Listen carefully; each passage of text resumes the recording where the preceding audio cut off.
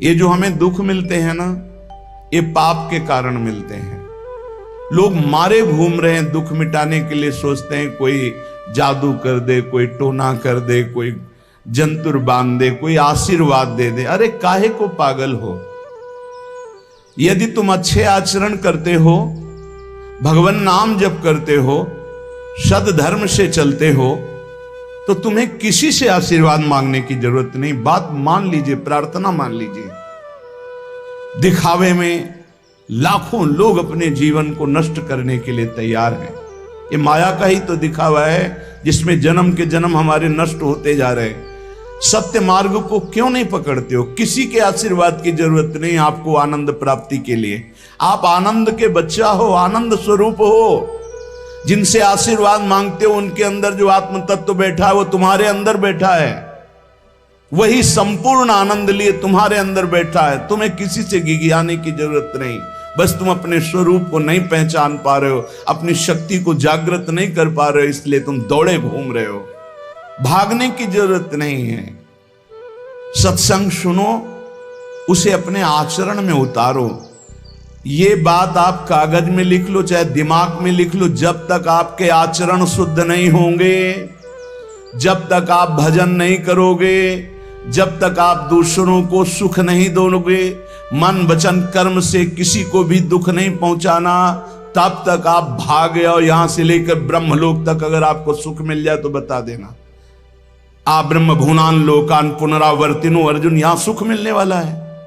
आ ब्रह्म स्तंभ पर्यंतम सर्वम मायामयम जगत, यहां सुख मिलने वाला है। अगर सुख सिंधु भगवान का भजन नहीं करेंगे, बैठ के अपने घर में बैठकर आधा घंटा भजन नहीं करेंगे, मारे घूम रहे हैं, सोच रहे हैं ये भगवान का अवतार है, हमारा कल्याण हो जाएगा।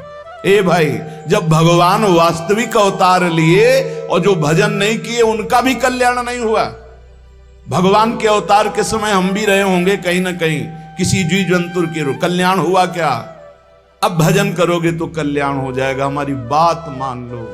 बार बार आपको कभी कड़वे शब्दों में, कभी मीठे शब्दों में बताते हैं, ए भाई, बचपन से भगवान के मार्ग में लगे हुए हैं। हमको अपना कर्म भोगना पड़ रहा है। जो शरीर रचना के समय रचा गया था, वो सुखद या दुखद कर्म भोगना पड़ा। तो रामकृष्ण परमहंस जी के कैंसर था, भाई जी हनुमान प्रसाद पोद्दार जी के उदर में कैंसर था, बड़े बड़े महापुरुषों को भोगना पड़ा। तो प्रारब्ध को भोग लो। ये भोगने की सामर्थ्य नाम जप से आ जाएगी, और नाम जप करके जन्म मरण के चक्र से मुक्त हो जाओ। मान लो मेरी बात। क्या वृंदावन की परम पावन रज से बढ़कर त्रिभुवन में कोई रज है? इस रज में बैठकर तुम्हें आनंद नहीं मिल रहा तो कहां मिलेगा तुम्हें? क्या भगवान नाम से बढ़कर कोई अमोघ शक्ति है जो भगवान को अधीन कर सके? सुमिर पवन सुत पावन नामू, अपने बस कर राखे रामू। लेकिन समझ में नहीं आता। ये जीव सोचता है कोई तपस्वी, कोई सिद्ध से हमारे दुख दूर हो जाएं। नहीं, भगवान के वचन सुन लीजिए। दैवी हेषा गुणमयी मम माया दुरत्तया, मामेव ये प्रपद्यन्ते माया मेताम तरन्ति ते। ये गुणमयी माया को पार करना बहुत कठिन है। एकमात्र उपाय है, मेरी शरण में आ जाओ। हरि शरणम श्री कृष्ण शरणम ममो। जब तक प्रभु की शरण में नहीं, तब तक माया मुक्त। पर समझ में नहीं आता। लोगों को ऐसा लगता है मैं जाऊंगा, आशीर्वाद मिलेगा, मैं सिद्ध हो जाऊंगा, सब दुख नष्ट हो जाएंगे। आप समझो, हमारी प्रार्थना को समझो। हम अंदर से पीड़ित होकर बोल रहे हैं, आप लोग समझते नहीं हो। भगवान का भजन किए बिना कहीं भी भाग के चले जाओ, आपको शांति नहीं मिलेगी प्यारे। और घर में बैठकर यदि भजन करोगे तो घर तीर्थ हो जाएगा। घर में भगवान पधारेंगे, आप आनंदित हो जाओगे। संत संग का फल होता है भागना, मिट जाना। सत्संगति संस्कृति कर अंता। ये जो जन्म मरण का भागना, ये मिट जाएगा। ये छोटे मोटे भागने से, शब्द सुना, मनन किया, आचरण में लग गए। कभी महीना 2 महीना में अगर संयोग बना तो हम बैठ के सत्संग सुन रहे हैं, नहीं तो हमारे पास यंत्र है, हम रोज उससे नवीन उत्साह प्राप्त करें भगवत मार्ग में चलने का। जब मिले तब दर्शन कर लिए, नहीं तो हम उनकी आज्ञा पर चल रहे हैं तो हमारा सदैव सानिध्य है। भागने की जरूरत नहीं। नहीं भाई नहीं, थोड़ा चैन लो, थोड़ा शांति लो, भागने की जरूरत नहीं है। अंदर से भगवान को सुमिरन करने की जरूरत है। थोड़ा संयम में आओ। जिसको देखो मनमानी आचरण कर रहा है और सोचता है कोई संत महात्मा आशीर्वाद दे देंगे, तो तुम्हें संत महात्मा मिलेंगे ही नहीं। तुम करोगे पापाचरण तो संत महात्माओं का सानिध्य ही नहीं मिलेगा। पापवंत कर सहज स्वभाव, भजन मोर ते भावन काऊ, जो पे दुष्ट हृदय सोई होई, मोरे सन्मुख आओ की सोई। अच्छे आचरण करो, घर बैठे महात्मा मिल जाएंगे। कोई आ जाएंगे ऐसे, तुम्हें कृतार्थ कर जाएंगे। कहीं तुम भेज दिए जाओगे जिनके वचन से तुम कृतार्थ हो जाओगे। हमारी प्रार्थना को मानिए, अपने इस अमूल्य मानव जीवन को कूड़ा करकट की तरह मत नष्ट कीजिए। श्रीपाद कह रहे, नेत्रे उत्पाटित सपद स्त्री क्षणे लालसा चेत। यदि ये गंदी लालसाएं उत्पन्न हो रही हैं तो थोड़ा शासन में लाओ अपनी इंद्रियों को, छूट मत दो। बहुत जीवन व्यर्थ कर दिया इन इंद्रियों ने, अब सावधान हो जाओ। तुम स्वतंत्र सिंहवत जीवन व्यतीत करने के लिए मानव जीवन प्रकट किए भगवान ने तुम्हारा। तुम इंद्रियों के गुलाम होकर, मन के गुलाम होकर, भोगों के गुलाम होकर के जीने के लिए नहीं आए हो मनुष्य देह में। देवता तरसते हैं इस मानव देह के लिए। क्यों? क्योंकि साधन धाम मोक्ष कर द्वारा, इसे साधना करके हम जीवन मुक्त महापुरुष हो सकते हैं। लेकिन नहीं, बस कोई ऐसा कुछ कर दे जिससे हमारा पति बन जाए, कोई ऐसा कर दे कि हम स्वस्थों को भोग भोगें, कोई ऐसा कर दे सारी झंझटें मिट जाएं। अरे औरों की तो बात जाने दो, भगवान जिनके घर में अवतरित हुए आप वहां दृष्टि डालिए। इतने बड़े भजनानंदी महात्मा वसुदेव और देवकी कंस कारागार में बंद किए हुए भगवान पधार रहे हैं, हथकड़ी बेड़ियों से जकड़े हुए। आप विचार कीजिए, भगवान के सिवा तुम्हें कोई बंधन मुक्त नहीं कर सकता।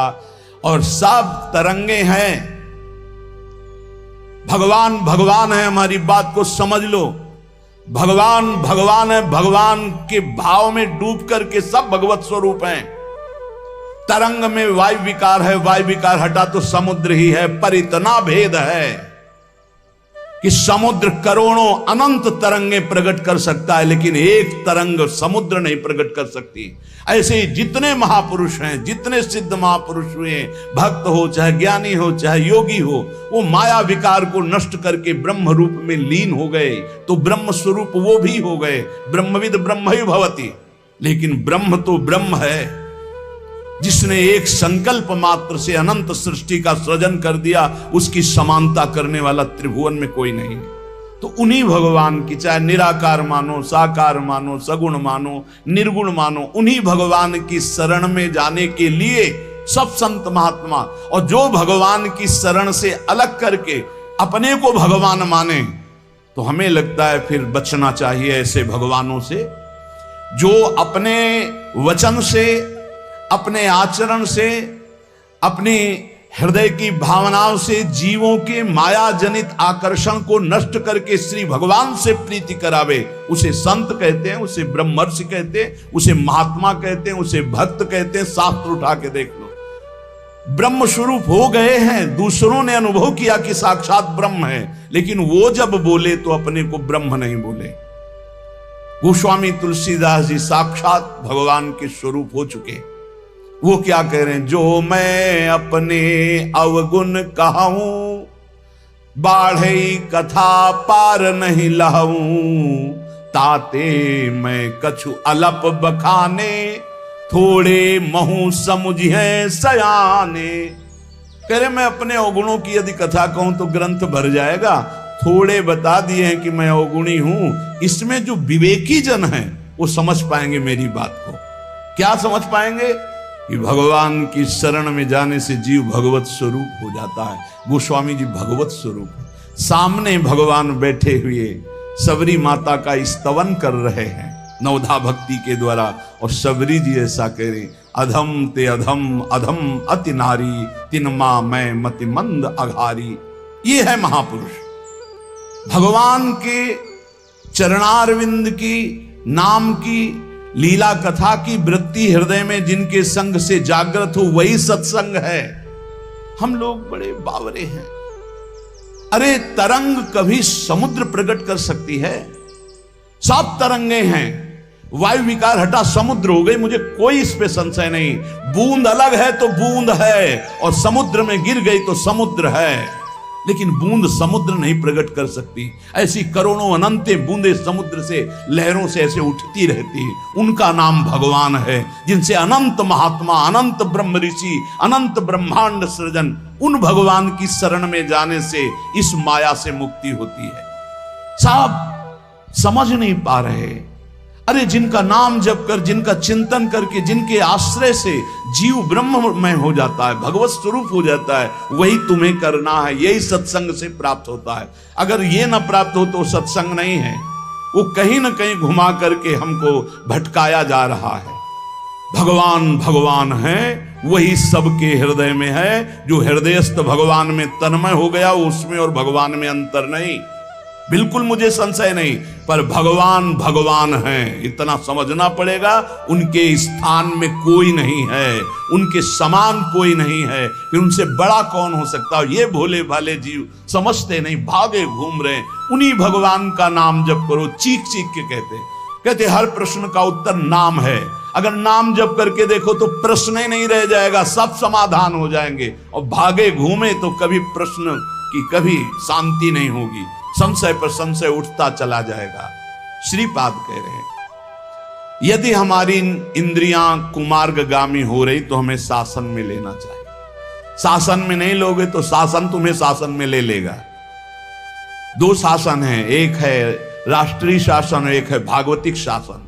भागवतिक शासन जब लेगा तो फिर कोई बचा नहीं सकता, इसलिए अभी अवसर है, निकल चलो, निकल चलो। भागने की कहीं जरूरत नहीं, किसी से आशीर्वाद नहीं मिलेगा। कब होगा? हम कह रहे राधा राधा जपो, अगर कल्याण ना हो जाए तो हमें बता देना। भगवान अर्जुन से क्या कह रहे हैं? सामने अर्जुन जी खड़े हैं, कह रहे हैं तुम मुझे तभी अनुभव कर पाओगे जब अनन्य चेता सततम यो माम स्मृति नित्य सा तस्याम सुलभा पार्थ। सामने खड़े हो, कह रहे सुलभ नहीं हूं मैं, सुलभ उनके लिए हूं जो मेरा अनन्य भजन करते हैं, अनन्य चिंतन कर। पकड़ ही नहीं पा रहे, लाख सत्संग सुन रहे, पकड़ ही नहीं पा रहे। बिल्कुल नहीं, ऐसे नहीं हो। थोड़ा विवेकवान हो, मनुष्य जीवन मिला है।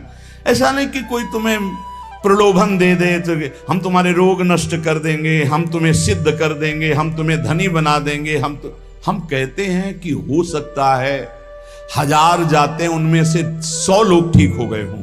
कैसे? पूर्व का पुण्य 100 का तुक्का लगा और ठीक हो गए। वो कहते हैं कि मैं कसम खा के कहता हूं मैं ठीक हो गया हूं। हम बिल्कुल 100% मानते ठीक हो गए, लेकिन उसके प्रताप से नहीं, आप अपने पुण्य प्रताप से ठीक हो गए। आपके ठीक होने का समय आ गया है, इसलिए आपका तुक्का लगा, आप गए, यश उसको मिल गया और आपका काम बन गया। हमारी बात को समझो। अपने लोग बहुत शास्त्र सम्मत, बहुत उसको सुलझ कर भगवत मार्ग को चल करके आपको बोल रहे हैं। अगर इन कर्मों को मिटाने के लिए जो हमारे शास्त्र बने हुए हैं उनके सिद्धांत के अनुसार चला जाए तो मिटा दिया जाएगा। लेकिन जब मिटाने की सामर्थ्य आती है तब लगता है अब इसको रख के क्या करेंगे, हमारे को तो प्रभु के पास जाना है, हमें तो दिव्य भाव देह प्राप्त है, हमें अपने स्वामी, अब इस शरीर का क्या करेंगे। तो जैसे सांप अपनी केचुल से संबंध नहीं रखता, ऐसे महापुरुष अपने शरीर से संबंध नहीं रखते। आप हमारी बात को समझ नहीं पा रहे, भटकते घूम रहे, मारे घूम रहे, क्लेश, अशांति, नाना प्रकार के दुख। अरे भाई, भगवान की शरणागति प्रतिपल परमानंद प्रदान करती है। क्यों नहीं शरण में हो जाते? क्या तुम्हारा पांच भौतिक देह नहीं? क्या हमारा पांच भौतिक देह नहीं? क्या तुम भगवान के अंश नहीं? क्या हम भगवान के अंश नहीं? अंतर क्या है? तुम संसार का चिंतन करते हो, भगवान का चिंतन करते हैं, तो क्या तुम भगवान का चिंतन करके नहीं बन सकते महापुरुष? क्या तुम स्वयं ऐसी शक्तियों को जागृत नहीं कर सकते? तुम सो रहे हो, जागो, भागने की जरूरत नहीं। ये जो गलत इंद्रियां जा रही, इन इंद्रियों को रोकिए, भगवान की तरफ लगाइए। नहीं लगाओगे तो कहीं भाग के चले जाओ, धोखा ही मिलेगा, तुम्हें शांति नहीं मिल सकती, तुम्हें विश्राम नहीं मिल सकता, तुम सुखी नहीं हो सकते। इन बातों को लिख लो और पूरे विश्व में घूम के चले आओ, चाहे जहां चले जाओ, कुछ नहीं होने वाला।